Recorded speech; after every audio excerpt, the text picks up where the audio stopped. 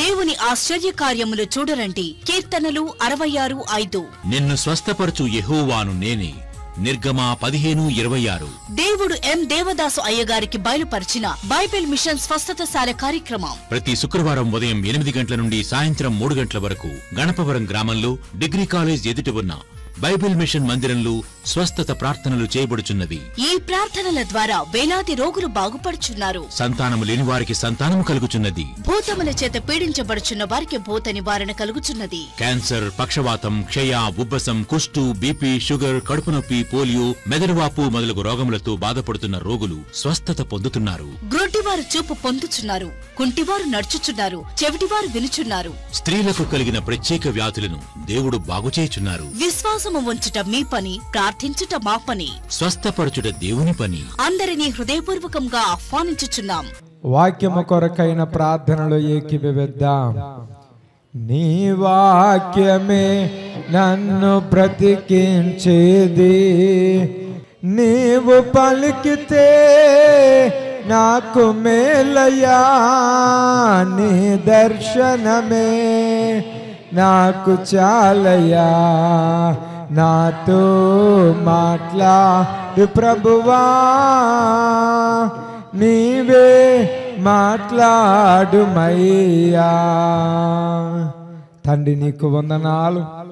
దేవాని బిడలమైన మేము అయ్యా నీ వాక్యమును నీ మాటలను ధ్యానము చేయుచు ఉండగా మీరు మాతో మాట్లాడండి. ఎట్టి ఆత్మకు ఎట్టి ఆహారం అవసరమై ఉన్నదో అటు నీ వాక్య ఆహారం అందింపచేసి చేరువచ్చిన నీ ప్రియబిడలల్లరి హృదయములు బలపరిచి స్థిరపరిచి నీ మార్గమందు నడిపించమని యేసు నామమున మిక్కిలి గుణముతో బతిమలాడి వేడుకొంచున్నాం పరమ తండ్రి. దేవుని నామమున మీ ಎಲ್ಲರಿಗೂ విశ్రాంతి దిన దీవెనలు ఆశీర్వాదములు మీకును మీ కుటుంబమునకును మీ బిడలకును మీ సమస్త పనిపాటులకును సదా తోడయుండును గాక. మారనాథ. దేవుని స్తోత్రం. దేవుని యొక్క అత్యంత మహాకృపను బట్టి గత కొన్ని వారాలుగా ఏ వర్తమానం మనం చెప్పుకుంటున్నామండమ్మా? 7 సంఘములను గూర్చి బైబిల్ గ్రంథములోని 66 గ్రంథాలలో ఆఖరి చివరి గ్రంథమైన ప్రకటన గ్రంథమందు మొత్తము ప్రభువు యోహాను గారి ద్వారా అప్పటి 7 సంఘాలుగా ఉన్న ఆరంభ సంఘాలుగా పిలవబడిన ఈ ఎఫెసీ, స్పర్ణ, పెర్గము, తూతేరా, సార్దీసు, ఫిలదెల్ఫియా, లౌదికియా అనబడుచున్న 7 సంఘముల పరిస్థితి, వాటి ఆత్మీయ స్థితిని గూర్చి ప్రభు మాట్లాడిన వారై ఉన్నారు. వాటిని వారమునకు ఒక వర్తమానముగా ధ్యానము చేస్తూ ఎప్పటికీ ఏ సంఘాల గురించి చెప్పుకున్నామండి? ఎఫెసీ, స్పర్ణ, పెర్గము. ఇక నేటి దినమునందు వర్తమానము సంఘం ఏమిటండి? గట్టిగా చెప్ప. తూతైరా. దేవుని వాక్యాన్ని వింటున్న వారలారా, 7 సంఘాలలో 4వ సంఘమైన ఈ తూతైరా సంఘము ఏదైతే ఉన్నదో అట్టి ఈ యొక్క సంఘము, ఈ సంఘమును గూర్చి ప్రభు ఏమి చెబుతూ ఉన్నారో, ఆయన గ్రంథములో ఏ విషయములో వ్రాయబడి ఉన్నవో ఈ సంఘాన్ని గూర్చి అనేది ఈరోజు మనం తెలుసుకోబోతూ ఉన్నాం. సంఘము ఏదైనా, వారములు ఏదైనా అంశములు మాత్రం ఎన్నండి? 3. 1 తప్పు, 2 మెప్పు, 3 బహుమానం. అలాగే ఈ తూతేరా సంఘమును గూర్చి కూడా తప్పును గూర్చి, మెప్పును గూర్చి, బహుమానమును గూర్చి మనం విననై ఉన్నాం. మొత్తము ఈ తూతేరా సంఘమును గూర్చి దేవుడు ప్రకటన గ్రంథములో 2వ అధ్యాయము 18వ వచనము మొదలుకొని 28వ వచనము వరకు, ఎక్కడ నుండండి అమ్మా? 18వ వచనము మొదలుకొని 28 లేక 29 ఈ వచనాలలో ప్రభువు ఈ సంఘాన్ని గూర్చి, ఆ సంఘములోని తప్పును గూర్చి, అదే వచనాలలో ఆ సంఘములోని మెప్పులను గూర్చి, అదే వచనాలలో సంఘమును గూర్చిన బహుమానమును గూర్చి ప్రస్తావించారు. మొదటగా ఆ సంఘములోని తప్పులేమిటో చూద్దాం.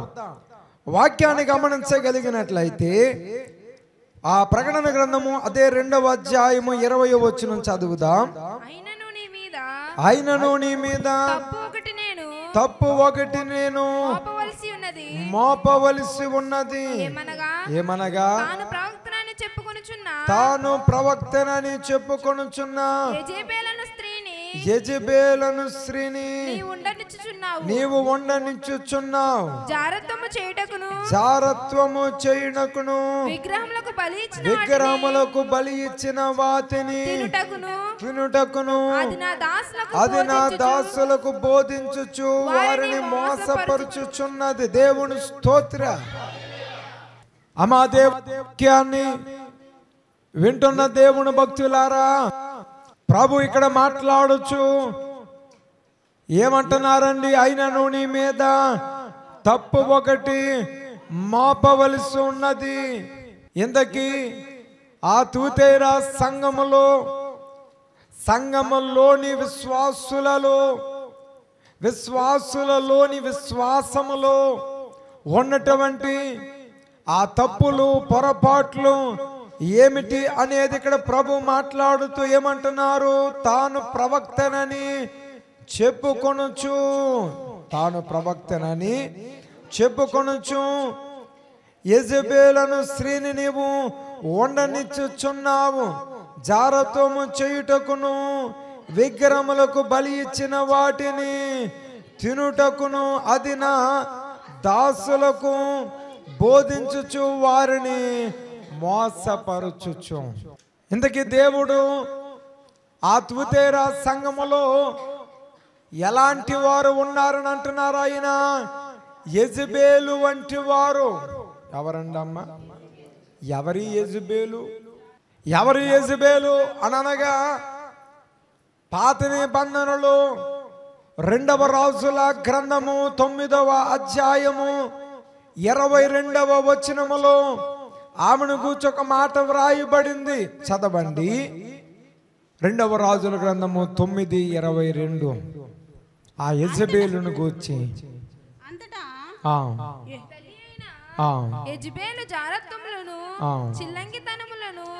అంతట నీ తల్లి అయిన యెజబెలు జారత్వమును చిల్లంగితనమును ఇంతటి విపరీతమై ఉండగా సమాధానం ఎక్కడ నుండి వచ్చును? దేవుని స్తోత్ర.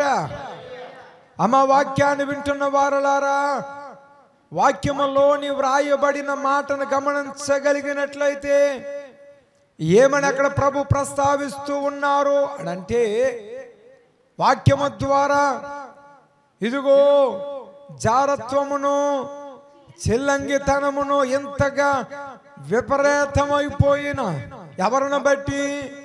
యెజబెలును బట్టి. ఆహాబు రాజు భార్య ఈ యెజబెలు. అంటే యెజబెలు రాణి. ఎవరండి అమ్మ? యెజబెలును గుర్చిది బహుశా అంతగా తెలియని వారు ఉండొచ్చేమో కానీ ఏలియా గారి గురించి తెలుసు కదండి అందరికీ. ఏలియా అనగానే రోషము కలిగిన ప్రవక్త అంటుంటాం. అలాంటి ఏలియా అతడు ప్రార్థన చేస్తే ఆకాశం నుండి ఏమొచ్చింది? అగ్ని దిగి వచ్చింది. ఏ సందర్భంలో? ఈ ఏలియాకిని పగిలి ప్రవక్తలకి జరిగిన ఒక ఘర్షణలో ఒక పందెము కాశారు. అయితే మీరు బలిపీఠం కట్టండి, మేము బలిపీఠం కడతాం, మీరు బలిపశు, మేము బలిపశు పెడతాం. కానీ నిప్పు సహాయం లేకుండా అగ్ని దిగి వచ్చేమవ్వాలి? దయించబడాలి. అందరికి తెలిసిందే ఈ విషయం. ముందు బయలు ప్రవక్తలు మొదలు పెట్టారు, రాళ్ళు పేర్చారు, కట్లు పేర్చారు, బలిపశువును పెట్టారు. వారు పూజలు చేయడం మొదలు పెట్టారు. ఎన్ని పూజలు చేసినా ఆ బలిపీఠం ఏమవ్వట్లేదు, మండట్లేదు, అంటుకోవట్లేదు. చాలాసేపటికి ఈ ఏలియా వారిని రెచ్చగొట్టడము. ఏ విధముగా? మీ దేవుడు పడుకున్నాడేమో, నిద్రపోతున్నాడేమో, ప్రయాణం చేస్తున్నాడేమో. ఇక ఈ బయలు ప్రవక్తలు ఎవరైతే ఉన్నారో ఆ బయలు ప్రవక్తలు కత్తులతో వారి చర్మాలు కోసుకుని గట్టి గట్టిగా కేకలు వేస్తున్న ఎక్కడ ఏమంట. అప్పుడు ఈయన వారు పక్కకు తప్పుకుంటే అప్పుడు ఏలియా వచ్చి ఈయన రాళ్ళు పేచి కట్టెలు పేచి దానిపైన బలిపశువును పెట్టి వారు చెయ్యనిది ఇతడు చేసిన ఇంకొక పని ఏమిటంటే నీళ్లతో నింపేశాడు, నీళ్లతో తడిపేశాడు. అసలు నిప్పు లేకుండా అంటుకుంటమే కష్టవరా అనుకుంటే ఈయన ఏం చేసాడండి? నీళ్లతో తడిపేశాడు. ఇంకెక్కడ అంటుకుంటుంది? కళ్ళు మూసుకున్నాడు, ప్రభువుకు ప్రార్థన చేశాడు. అతడు ఇంకా కళ్ళు తెరవక ముందుపై ఆకాశం నుండి అగ్ని వచ్చి దహించి వేసింది. దేవుని స్తోత్రం, హల్లెలూయా. అటువైపు ఎవరు? బయలు ప్రవక్తలు, ఇటువైపు ఏలియా. ఆ బయలు ప్రవక్తలు మొత్తం ఎంతమంది అంటే 400 మంది. ఎంతమంది అన్నమ్మ? ఆ 400 మందికి హెడ్ ఎవరంటే ఈ యెజబెలు రాణి. ఎవరండి అమ్మ? పందెములో ఓడిపోగానే ఏలియా గారు ఆ 400 బయలు ప్రవక్తలను చంపేశాడు. ఎవరు? ఏలియా. రోషము కలిగిన ప్రవక్తగా పేరొందిన ఏలియా పందెములో ఓడిపోయిన ఆ 400 బయలు ప్రవక్తలను చంపేశాడు. అది తెలుసుకున్న ఆ యెజబెలు ఒక శపథము చేస్తుంది. మళ్ళీ రేపు సూర్యాస్తమయములోపు ఆ ఏలి ఏమైపోతాడు? అప్పుడే ప్రాణ భయముతో ప్రాణాలు గుప్పిళ్ళు పెట్టుకుని పరుగులెడతా మొదలెడతాడు. పరిగెడతాడు. అప్పుడే దేవుడు కాకుల ద్వారా ఏం పంపిస్తారు? అంతటి రోషము కలిగిన ప్రవక్త అయిన ఏలియా గారికి మరణ భయము కలిగించిన స్త్రీ ఎవరు? ఈ యెజబెలు రాణి. ఈమె భయంకరమైన దారుణమైన విగ్రహారాధికురాలు. బయలు ప్రవక్తలను 400 మందిని ఆమె చేతి కింద పెట్టుకుని వారితో జారత్వము చేయించుచు చల్లంగితనము, భయంకరమైన పాలన, ప్రజలందరినీ పాడు చేయడం, నాశనం చేయడం, వారి యొక్క జీవిత విధానం అంతా చెడగొట్టడం. ఆ టైంలోనే నైనా నేను బతకూడదు, ఇంత బతికి నేను ఆ యెజబెలు చేతిలో నేనేమవ్వకూడదు, చావకూడదు, నేను నీ దగ్గరికి వచ్చేస్తాను. అప్పుడే 40 దినాలు ఉపవాసమైన తర్వాత అగ్ని రథముల చేత దేవుడు తన యొద్దకు ఏలియా గారిని ఆరోహణము మీద. దేవుని వాక్యాన్ని వింటున్న వారులారా, అప్పటి 2వ రాజుల గ్రంథములో ఉన్న యెజబెలును గూర్చి ఎక్కడ వ్రాయబడింది? ఈ ప్రకటన గ్రంథములో తూతైరా సంఘములో రాయబడింది. ఇంతకీ ఆ సంఘమును ఆమెను ఎందుకు అక్కడ ప్రస్తావించారంటే యెజబెలు వంటి వారు సంఘములో, అంటే ఒక మాటలో చెప్పాలంటే చెడగొట్టేవారు. ఏంటంటే అమ్మ, ఎవరున్నారంటే సంఘములో చెడగొట్టేవారు. ఆ తప్పు అనబడుచిన మొదటి అంశములో యెజబెలును గూర్చి వ్రాస్తూ అనగా చెడగొట్టేవారు ఉన్నారు. అంటే ఏ విధముగా? ఆ తప్పులో 2 విషయాలు ప్రస్తావించడం జరిగింది. అందులో మొదటిది జారత్వమును, మొదటిది అమ్మా. రెండవది వాక్యమును బట్టి వ్రాయబడినటువంటి మాట, విగ్రహములకు బలిచ్చిన వాటిని తినుటకు. దేవుని స్తోత్ర. ఏమిటి ఆ తప్పు? ఆ సంఘములోని తూతైరా సంఘములోని తప్పు అనగా మొదటిదేమో జారత్వము, రెండవదేమో అన్య దేవత విగ్రహములకు బలిచ్చిన వాటిని. అంటే ఆ యెజబెలు వంటి వారు ఎవరైతే సంఘములో ఉన్నారో వారు తోటి విశ్వాసులైన వారిని ఏం చేస్తున్నారు? పాడు చేస్తూ ఉన్నారు. జారత్వము ద్వారా అన్య దేవతలకు అర్పించిన వాటిని తినునట్లు చేయుట ద్వారా. చెడిపోయేవారు ప్రమాదమా, చెడగొట్టేవారు ప్రమాదమా? ఇద్దరు ప్రమాదమే, కానీ అందులో ఎక్కువ దేవుడు అంటున్నారు యెజబెలు వంటి చెడగొట్టేవారు ఏ సంఘములు ఉన్నారు అంటే. దీన్ని బట్టి మీరు అర్థం చేసుకోవాల్సిన విషయం ఏంటి? చిన్నప్పుడు పిల్లల్ని స్కూల్కి పంపిస్తున్నప్పుడు, లేక కొంచెం పెద్ద కాలేజీలకు పంపిస్తున్నప్పుడు తల్లిదండ్రులు ఏం చెప్తారు?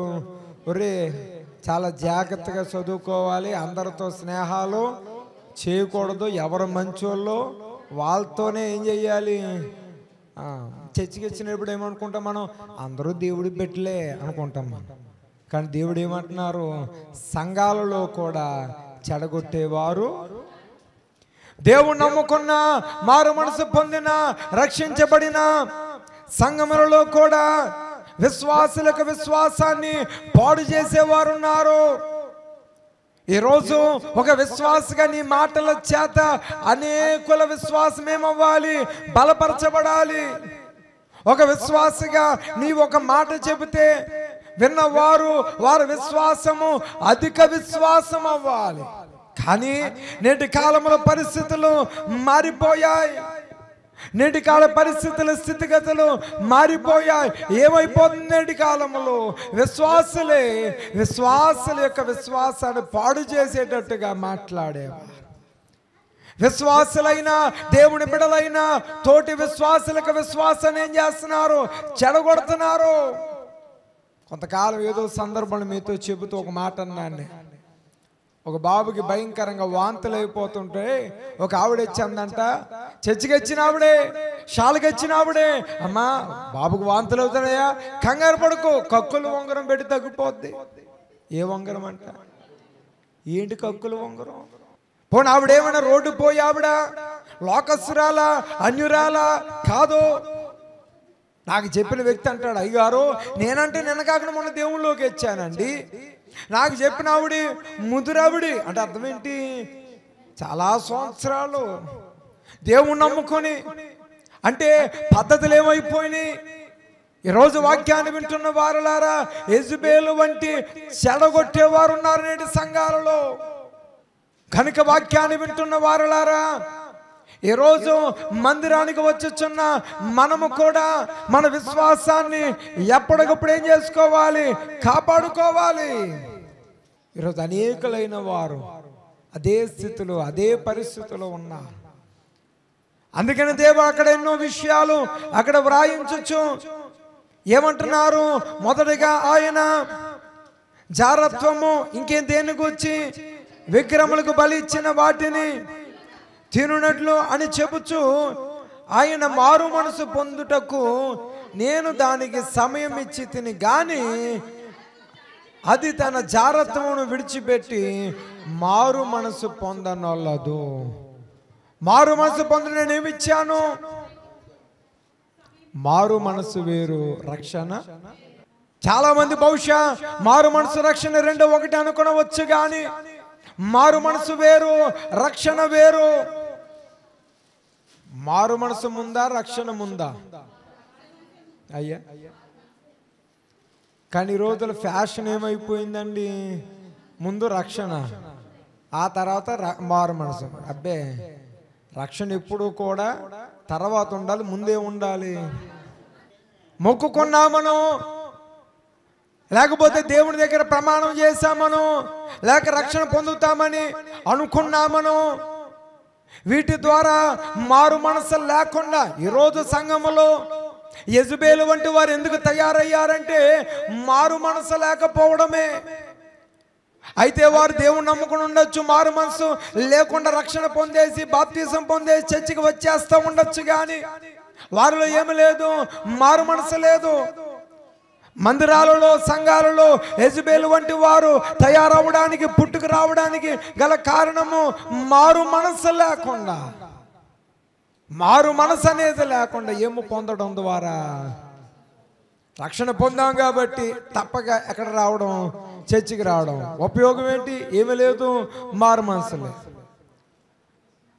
కనుక అక్కడ అదే వాక్యంలో వ్రాయబడింది, మారు మనసు పొందుటకు నేను దానికి సమయం ఇచ్చితిని గాని అది తన జారత్వమును విడిచిపెట్టి మారు మనసు పొందనొల్లదు. దేవుని స్తోత్రం. ఇదిగో నేను దానిని మంచము పట్టించి, దేన్నండమ్మా మంచము పట్టించి అంటే, మంచము పట్టించడం అంటే అర్థం ఏమిటి? మనం ప్రార్థన చేసుకుంటుంటాం, నాయన వారం అంతా హాస్పిటల్కి పాలు కాకుండా, మంచం మీద పడకుండా నువ్వు నన్ను ఏం చేశావు, మనం చాలా సందర్భాలు చెప్పుకుంటాం. ఒక ఆదివారం సాక్ష్యాల సమయంలో మీరు నిలవబడి, దేవుడే నన్ను ఈ వారములో దేవుడు నాకు 1,00,000 రూపాయలు అప్పు తీర్చాడు, లేకపోతే ఈ వారం నాకు గొప్ప అద్భుతం చేశాడు, లేకపోతే ఈ వారంలో ఊహించని కార్యం చేశాడు అని చెప్పే సాక్ష్యాలన్నిటికన్నా వారమంతా దేవుడు నన్ను నా కుటుంబాన్ని కాచి కాపాడని చెప్పే సాక్ష్యం చాలా గొప్పది. చెడగొట్టేవారు ఉన్నా సరే చెప్పుకున్న గతంలోని 3 సంఘముల కంటే ఎక్కువ మెప్పులు ఎందులో ఉన్నాయి? ఈ సంఘములోనే ఉన్నాయి. దేవుని స్తోత్రం. ఇదే మెప్పుగా దేవుడు చెప్తున్నారు. అందు ఉన్న 5 విషయాలు ఇప్పటికే ఆయా సందర్భాలు మనం ఎరిగిన వారమే. 6వ విషయం కొంచెం ప్రత్యేకమైనది. ఏంటి ఆ ప్రత్యేకమైన అంశము? మొదటి క్రియల కన్నా నీ కడపటి క్రియలు మరి ఎక్కువనై ఉన్నవి. అంటే ఆ మాటకు అర్థం ఏమిటండి?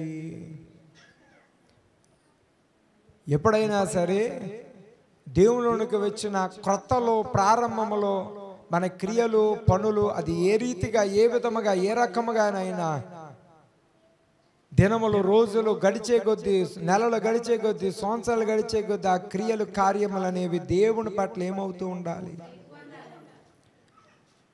నువ్వు దేవుని ఎరిగిన కొత్తలో, చర్చికి వచ్చిన కొత్తలో నీ ప్రార్థన ఒక రకముగా ఉండొచ్చు, ఒక రీతిగా ఉండొచ్చు. దినాలు సంవత్సరాలు గడిచే కొద్దీ ఆ ప్రార్థన అనేది ఏమవ్వాలి? మరి ఎక్కువగా ఉండాలి.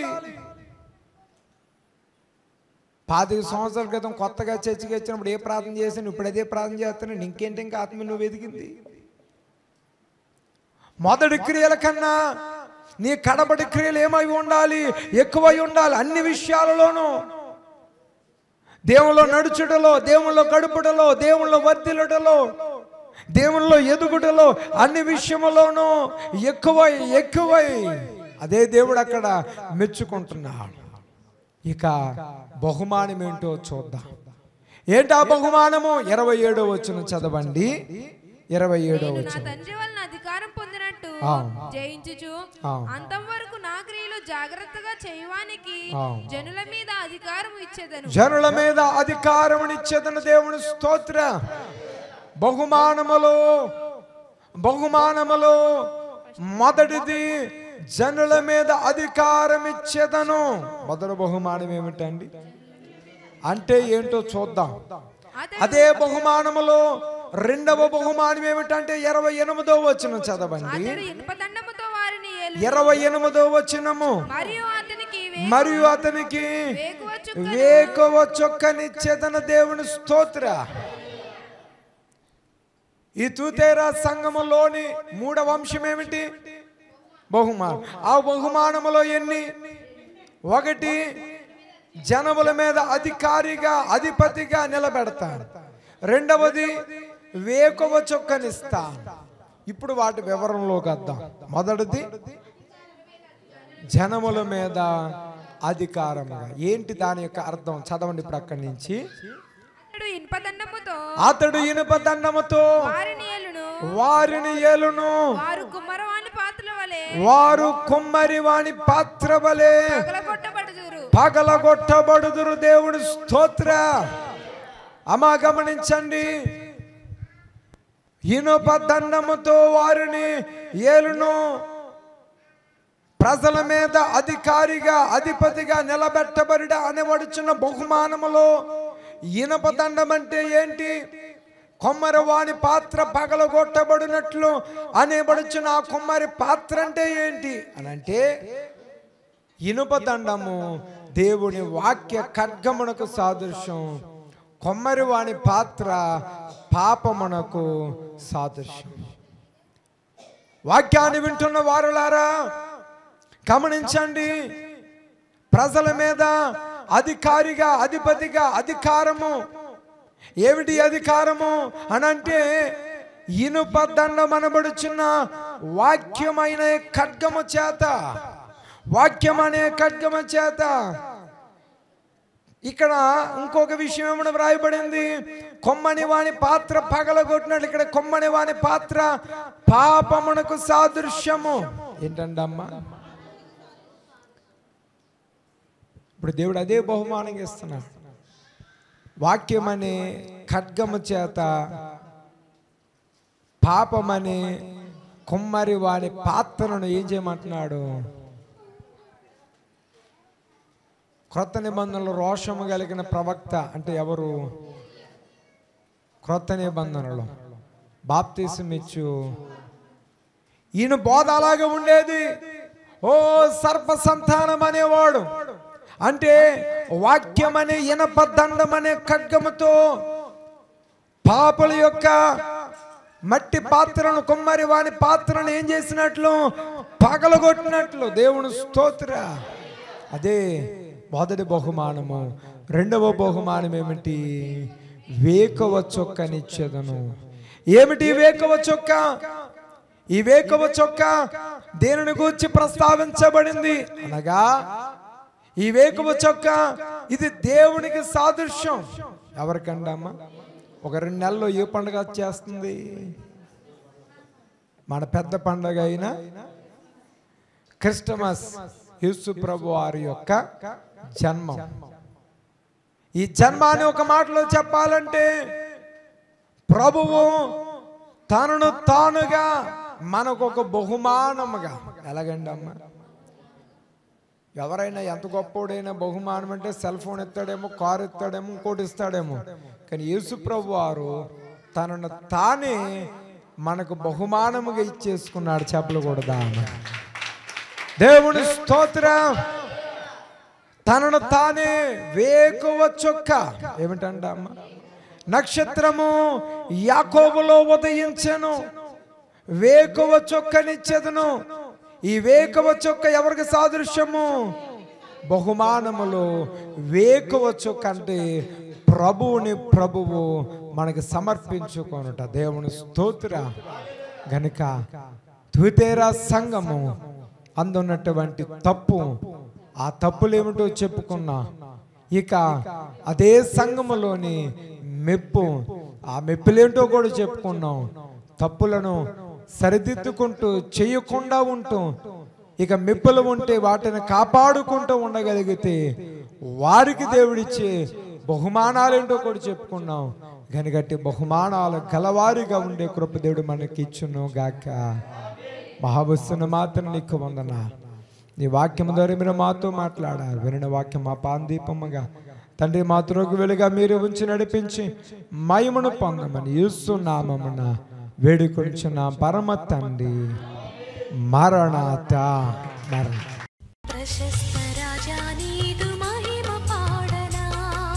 దేవుని ఆశ్చర్య కార్యములు చూడరండి. కీర్తనలు 66:5. నిన్ను స్వస్థపరచు యెహోవాను నేనే. నిర్గమ 15:26. దేవుడు ఎం దేవదాసు అయ్యగారికి బయలుపరిచిన బైబిల్ మిషన్ స్వస్థతశాల కార్యక్రమం ప్రతి శుక్రవారం ఉదయం 8 గంటల నుండి సాయంత్రం 3 గంటల వరకు గణపవరం గ్రామంలో డిగ్రీ కాలేజ్ ఎదుట ఉన్న బైబిల్ మిషన్ మందిరంలో స్వస్థత ప్రార్థనలు చేయబడుచున్నవి. ఈ ప్రార్థనల ద్వారా వేలాది రోగులు బాగుపడుచున్నారు. సంతానము లేని వారికి సంతానము కలుగుచున్నది. భూతముల చేత పీడించబడుచున్న వారికి భూత నివారణ కలుగుచున్నది. క్యాన్సర్, పక్షవాతం, క్షయ, ఉబ్బసం, కుష్టు, బీపీ, షుగర్, కడుపు నొప్పి, పోలియో, మెదడువాపు మొదలగు రోగములతో బాధపడుతున్న రోగులు స్వస్థత పొందుతున్నారు. గ్రుడ్డివారు చూపు పొందుచున్నారు, కుంటివారు నడుచుచున్నారు, చెవిటివారు వినుచున్నారు. స్త్రీలకు కలిగిన ప్రత్యేక వ్యాధులను దేవుడు బాగుచేయుచున్నారు. విశ్వాసము ఉంచుట మీ పని, ప్రార్థించుట మా పని, స్వస్థపరచుట దేవుని పని. అందరినీ హృదయపూర్వకంగా ఆహ్వానించుచున్నాం.